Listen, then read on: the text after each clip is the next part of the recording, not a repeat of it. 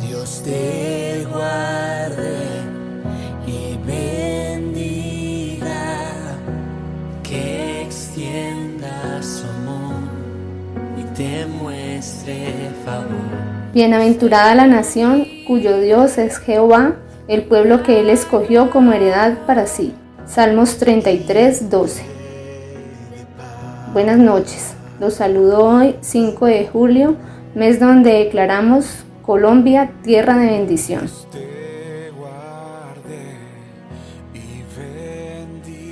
Les doy la bienvenida a nuestro tiempo de comunión de los miércoles en la noche.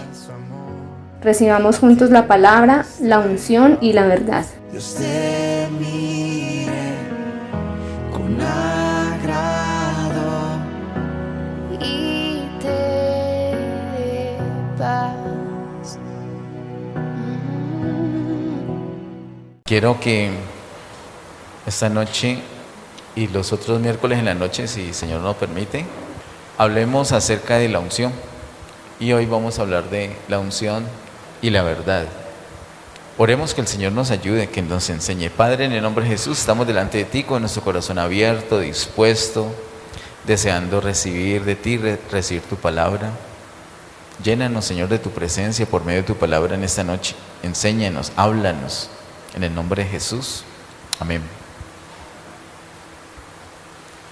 En el día de ayuno y oración que tuvimos, hablamos acerca de la unción. Y desde que hablamos, creo que fue en el año pasado, acerca de la unción, aunque ya hemos hablado muchas veces, ¿no? Pero el año pasado vimos una relación muy especial con Éxodo capítulo 30, donde el Señor le da instrucciones a Moisés de cómo debe ser absolutamente todo lo que tiene que ver con el tabernáculo, y también le habla del aceite de la santa unción con el que va a ungir todo el tabernáculo y todos los utensilios. Y algo muy especial que vimos allí, eso creo que es en Deuteronomio 30 del 23 al 25. Algo muy especial que vimos es que el aceite de la santa unción, así se llama, así lo llaman ahí, realmente es una mezcla de cosas. Allí mismo lo llaman un ungüento hecho de varias cosas. Por supuesto que una de las cosas que más se destacan en ese ungüento es el aceite, pero no era lo único. Era el aceite y otras especias con unas proporciones que el Señor indicó. Y toda esa mezcla formaba el ungüento que sirve para ungir. También en la prédica de ese ayuno vimos que unción indica un movimiento, una acción. La acción de ungir o de untar, como dijo la hermana Ángela. Ungir. Unción es una acción, pero es una acción que está como sustantivada, porque en Primera de Juan el apóstol la llama la unción, como si fuera un sustantivo. Y vimos que realmente lo es verbo, pero también es sustantivo. Vimos que la unción se trata de una mezcla. Los que vinieron recordarán que pusimos 3 sillitas allí, cada silla mostraba una parte de la unción. Una de ellas representaba al Padre, otra al Hijo y otra al Espíritu Santo. Vimos cómo tenemos un Dios triuno, que es Padre, Hijo y Espíritu Santo, y en Juan capítulo 1 dice que Dios se hizo carne. Debemos dejar atrás la idea equivocada que el Padre se quedó en cierto lugar y fue el Hijo que vino sin el Padre, porque en el mismo capítulo de Juan nos muestra que desde el principio están juntos. Y una de las insistencias del apóstol Juan en su evangelio es que ellos son uno. Y luego en Primera de Juan sigue insistiendo que ellos son uno.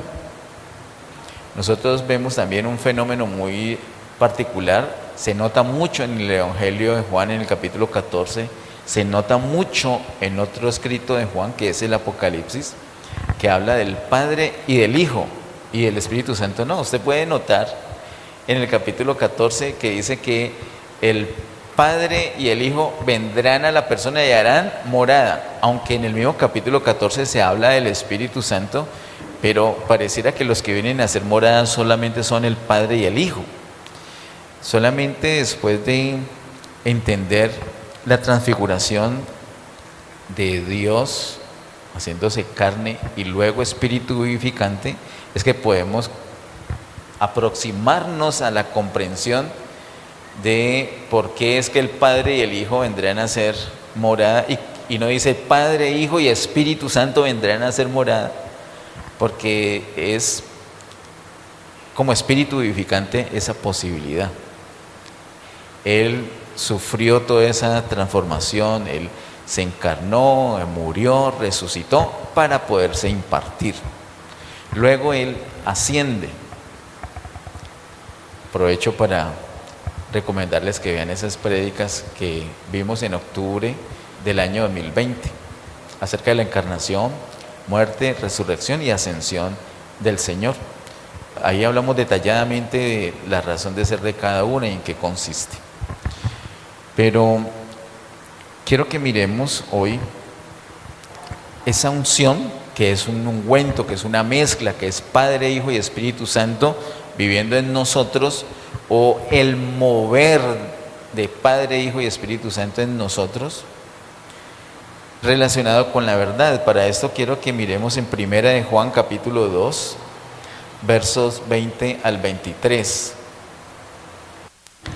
Dice Primera de Juan capítulo 2, versos 20 al 23: pero vosotros tenéis la unción del Santo y conocéis todas las cosas. No os he escrito como si ignoraseis la verdad, sino porque la conocéis y porque ninguna mentira procede de la verdad. ¿Quién es el mentiroso sino el que niega que Jesús es el Cristo? Este es anticristo, el que niega al Padre y al Hijo.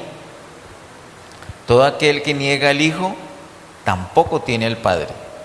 El que confiesa al Hijo tiene también al Padre. Esas palabras que he leído entre los versos 20 al 23 las dice el apóstol Juan a un grupo específico de la iglesia. Eso lo vimos también acá juntos. El apóstol Juan dice que en la iglesia hay 3 grupos que se pueden mirar fácilmente. Unos que son los recién convertidos, él los llama hijitos, los recién convertidos, los que apenas están empezando con el Señor. Es precisamente a esos hijitos que Juan les habla esas palabras, les habla acerca de la unción. Hay otro grupo, y al pasar el tiempo y al caminar con el Señor, ese grupo ya deja de ser niños, deja de ser niñitos o hijitos, y pasan a ser jóvenes. Una característica de los jóvenes es que tienen fuerza, pero esa fuerza es porque la palabra permanece en ellos, y esa fortaleza por la palabra que permanece en ellos les permite vencer al maligno. Luego de esto hay otro grupo que el apóstol llama padres. Los padres han pasado por ser hijitos y por ser jóvenes y ya tienen un caminar, una experiencia con el Señor, y por eso los llama padres. A los hijitos es que el Señor les habla específicamente de la unción.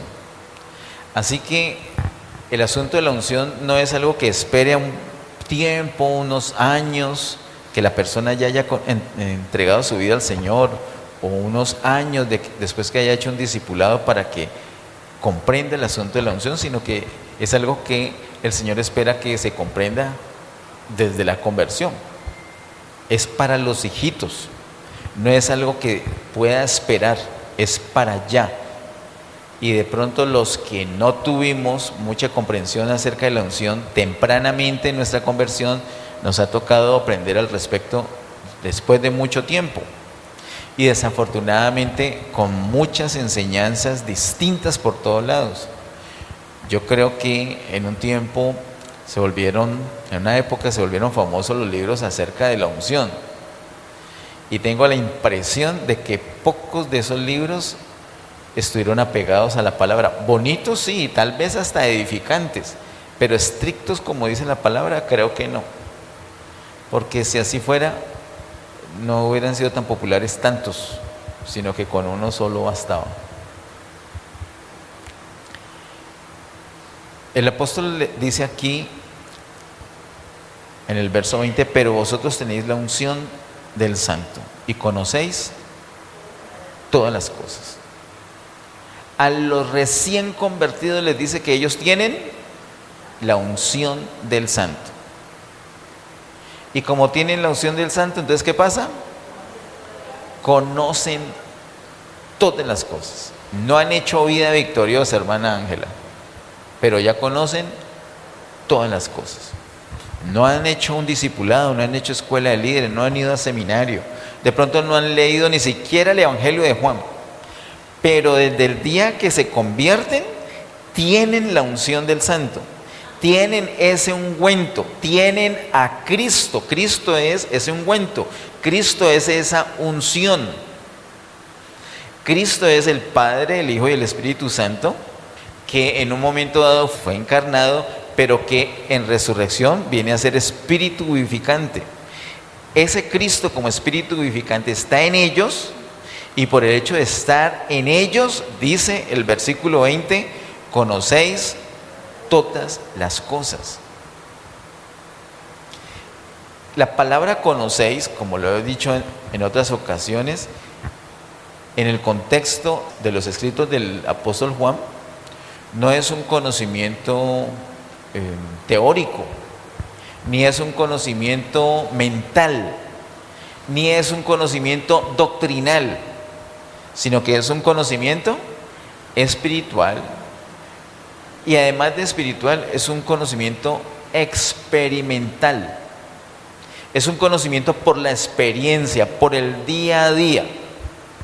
Cuando la persona recibe a Cristo, recibe la unción, recibe a Cristo, es lo mismo, tiene la unción y desde allí empieza a conocer a Cristo, a conocer esa unción. Y a su vez la unción le va enseñando, le va mostrando todo lo que tiene que saber, todo.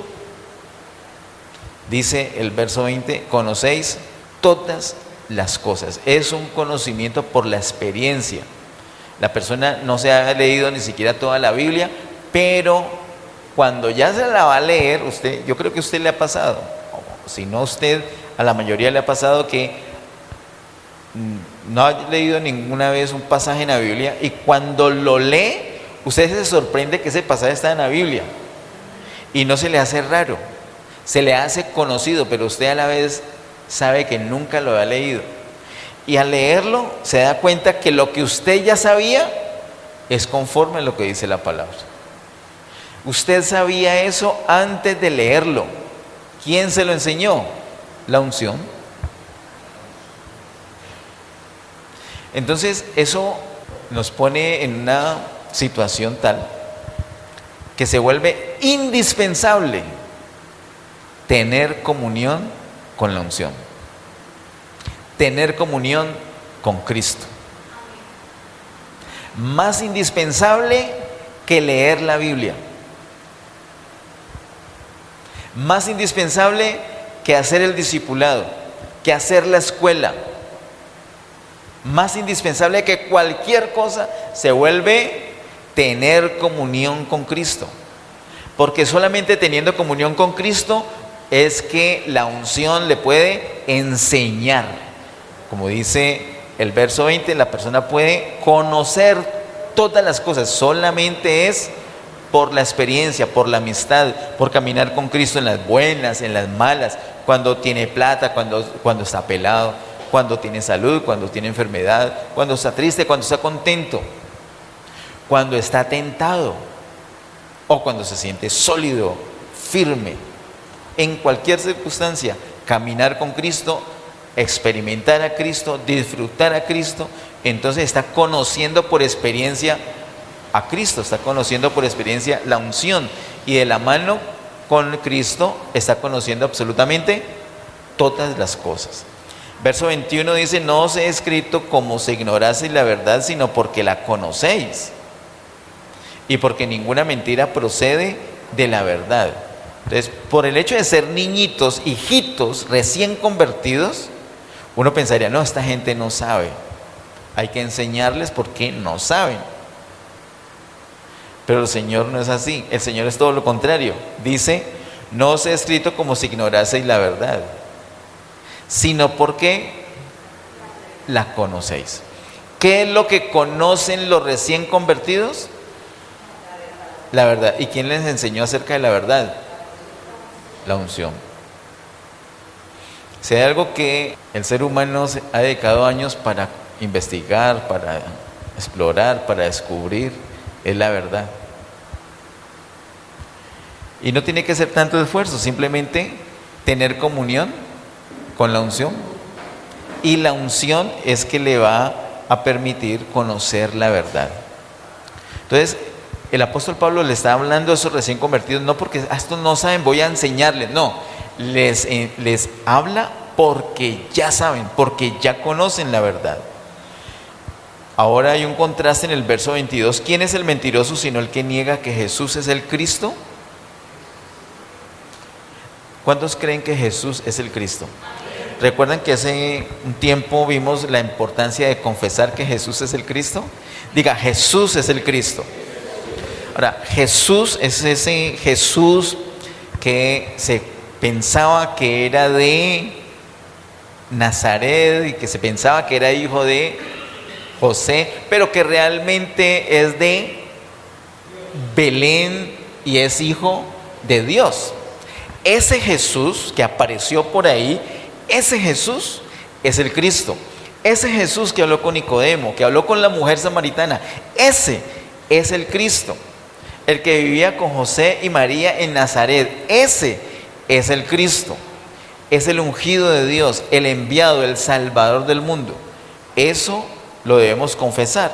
Ahora dice el verso 22, ¿quién es el mentiroso sino el que niega eso? Que niega que Jesús es el Cristo. Luego dice: este es el anticristo, el que niega al Padre y al Hijo. Negar que Jesús es el Cristo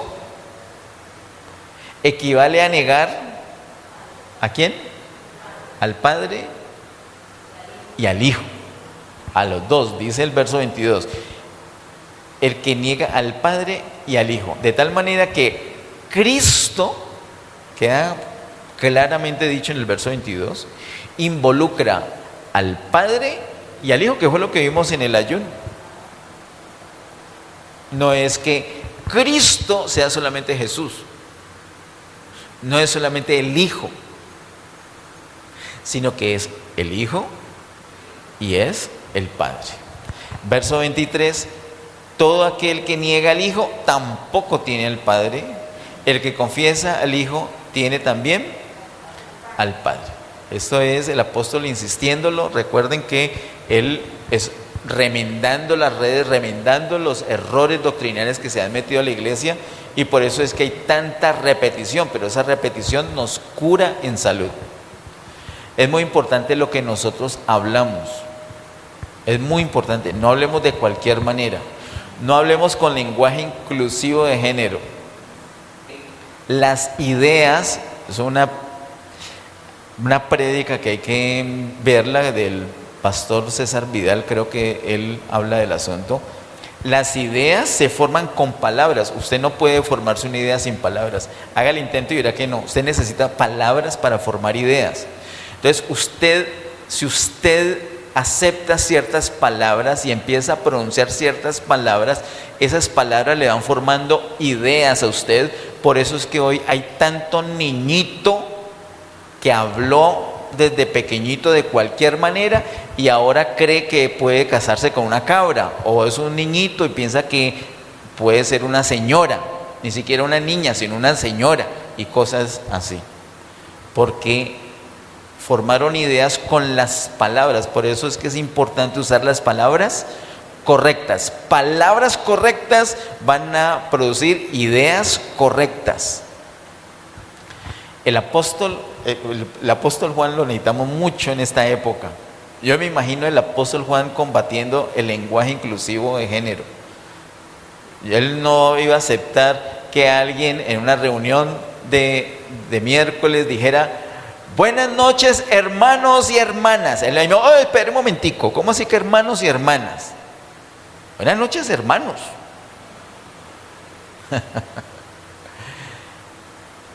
Muchos no prestan atención a esto y hablan de cualquier manera, les parece que está bien. Pero recuerden, las ideas se forman con palabras. Por eso es importante hablar bien. Y el apóstol lo insiste mucho. Por eso pareciera como repetir tanto algo que ya sabemos. Pero como fue atacado con palabras que no son, él dice una y otra vez las palabras que sí son. Nosotros podemos ver en el Evangelio de Juan, quiero que demos una miradita en Juan capítulo 14. Juan capítulo 14, verso 17, podemos ver cómo se habla del Espíritu Santo allí. Juan 14, verso 17 dice: el Espíritu de verdad. El Espíritu de verdad. Nosotros cuando vimos acerca de él, vimos acá el abogado, después del abogado vimos la propiciación, nos dimos cuenta que la palabra griega, la original griega que se usa para propiciación, es la misma para consolador aquí en Juan capítulo 14. Así que nos está hablando del mismo, está hablando un solo tema. Y aquí nos está hablando en el verso 17, el Espíritu de verdad, en el capítulo 14, verso 17. Ahora en el capítulo 15, verso 26, dice: pero cuando venga el Consolador, a quien yo enviaré del Padre, el Espíritu de verdad. Nuevamente lo llama Espíritu de verdad. Y en el capítulo 16, verso 13, dice: pero cuando venga el Espíritu de verdad, y quiero leer todo el versículo, dice: Él os guiará a toda la verdad, porque no hablará por su propia cuenta, sino que hablará todo lo que oyere y os hará saber las cosas que habrán de venir. ¿No se le parece ese verso 13 de Juan 16 a lo que estamos leyendo en primera de Juan capítulo 2? Pero cuando venga el Espíritu de verdad, Él os guiará a toda la verdad. Entonces, al venir el Espíritu Santo, la persona no necesita un maestro distinto, sino que ese Espíritu es el maestro, esa unción es el maestro, ese mover de Cristo, de la unción adentro de Él, le va a enseñar todas las cosas, incluso las cosas que van a venir. Bien, miremos por favor en el capítulo 5 de Primera de Juan. Volvamos a Primera de Juan. Primera de Juan, capítulo 5, verso 6.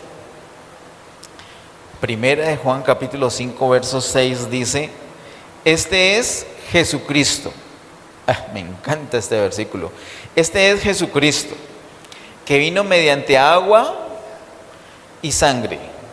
No mediante agua solamente, sino mediante agua y sangre.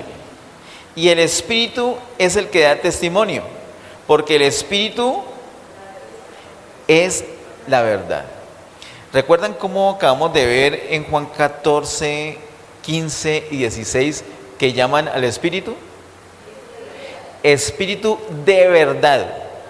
El Espíritu es de verdad. Hay una asociación del Espíritu con la verdad. El Espíritu Santo y la verdad. Hay una asociación. Asimismo hay una asociación con la unción y la verdad. Y ahora en este versículo número 6 de 1 de Juan 5, la última parte dice: porque el Espíritu es la verdad. Ya no dice que el Espíritu es el Espíritu de verdad o el Espíritu de la verdad, sino que dice en propiedad: porque el Espíritu es la verdad. Él mismo es la verdad.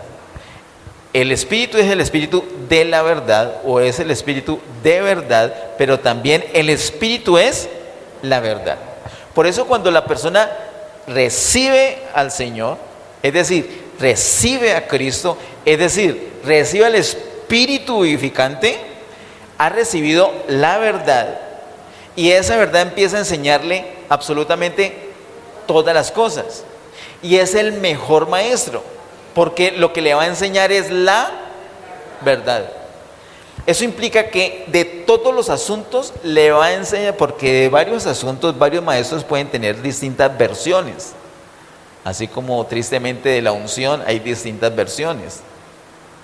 Pero este maestro, que es la unción, que es la verdad, solamente muestra una versión, la correcta. Muestra la verdad. Entonces, ¿quieres saber la verdad en cuanto al matrimonio? Vaya y que la unción le enseñe. ¿Quiere saber si a usted le conviene este negocio o aquel negocio? Usted puede asesorarse de abogados, de ingenieros, de contadores, de negociantes, de gente con experiencia, pero cada uno le puede dar su versión y puede ser correcta, pero no sabe si de pronto hay un engaño, hay una trampa en ese negocio. Él le habla científicamente o le habla teóricamente, le habla con la experiencia que tiene, pero no puede descubrir algo que esté encubierto para él. En cambio, la unción sabe absolutamente todo y le va a enseñar todo, le enseña la verdad. La unción le puede decir, todo esto está correcto, pero no lo haga, no lo haga.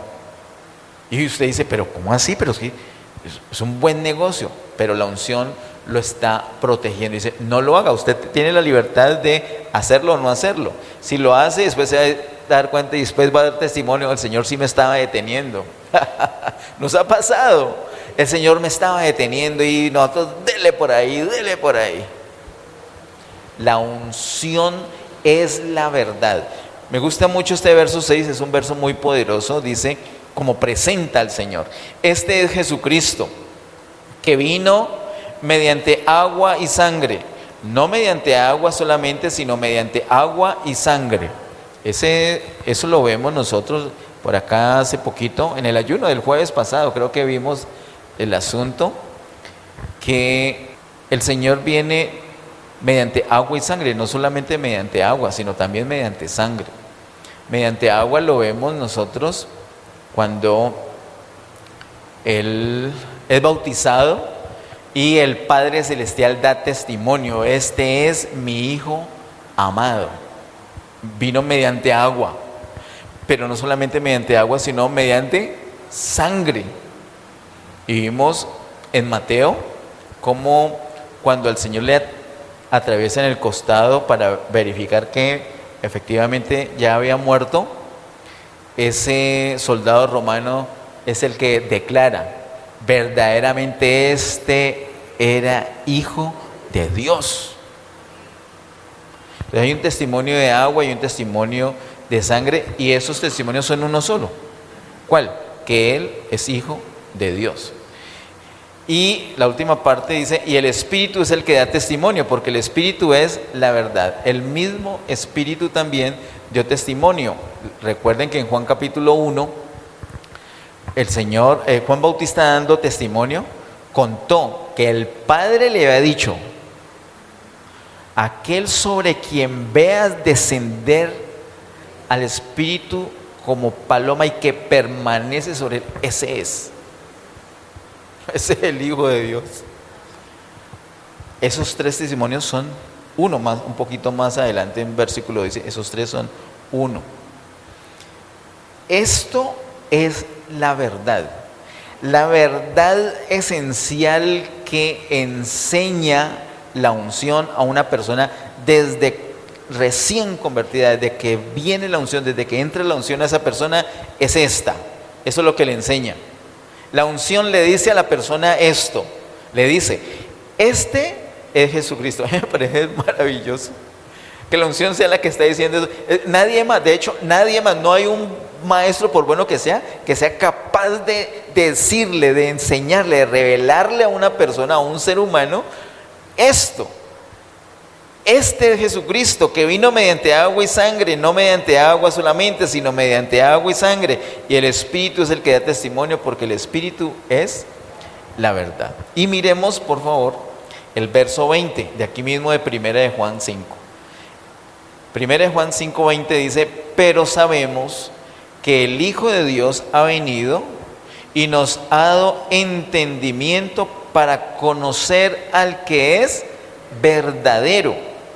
Y estamos en el verdadero, en su Hijo Jesucristo. Este es el verdadero Dios y la vida eterna. Oh. Esto, ¿quién es capaz de enseñar esto? Solamente la unción. Entonces, cuando nosotros sabemos esto, cuando nosotros escuchamos esto, es como una canción, es una melodía que nos gusta, es un olor delicioso para nosotros, porque ya lo sabemos. ¿Cómo lo supimos? La unción la enseñó.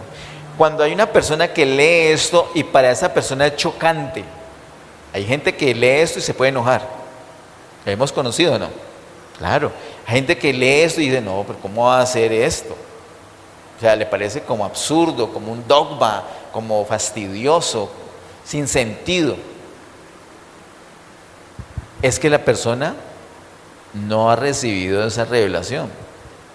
Lo que podemos hacer es orar por esa persona.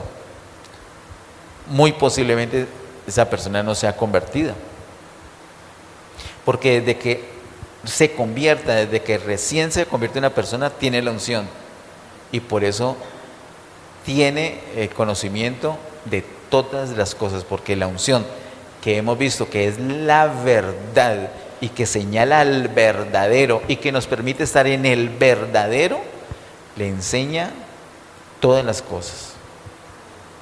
Hermano, nosotros tenemos un maestro, lo tenemos allí todo el tiempo, todo el tiempo. No quiere decir que, bueno, entonces de aquí en adelante cuando tengo una duda de la palabra, pues no le voy a preguntar a nadie. Bueno, podemos, entre todos nos ayudamos, pero incluso cuando yo le pregunto a alguien, no entiendo algo, y alguien me va a explicar algo de la Biblia, realmente no es la persona como tal la que me está enseñando, sino la unción en esa persona es la que me está revelando.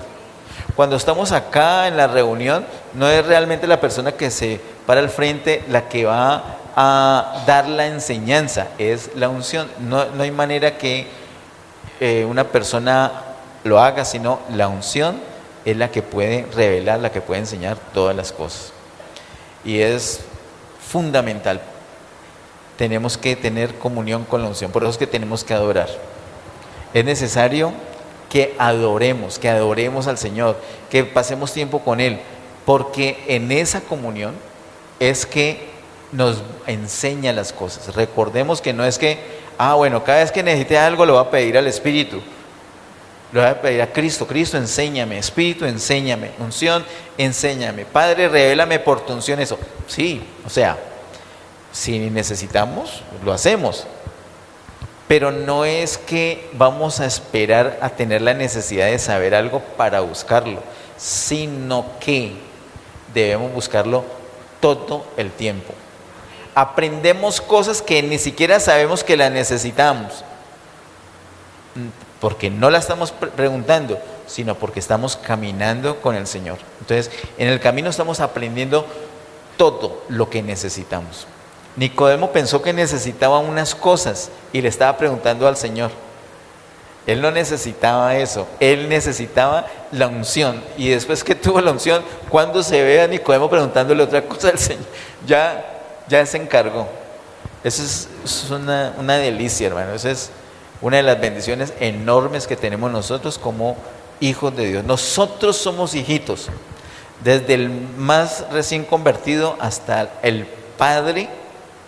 Somos hijitos en el contexto de 1 de Juan capítulo 2, y tenemos la bendición de tener la unción.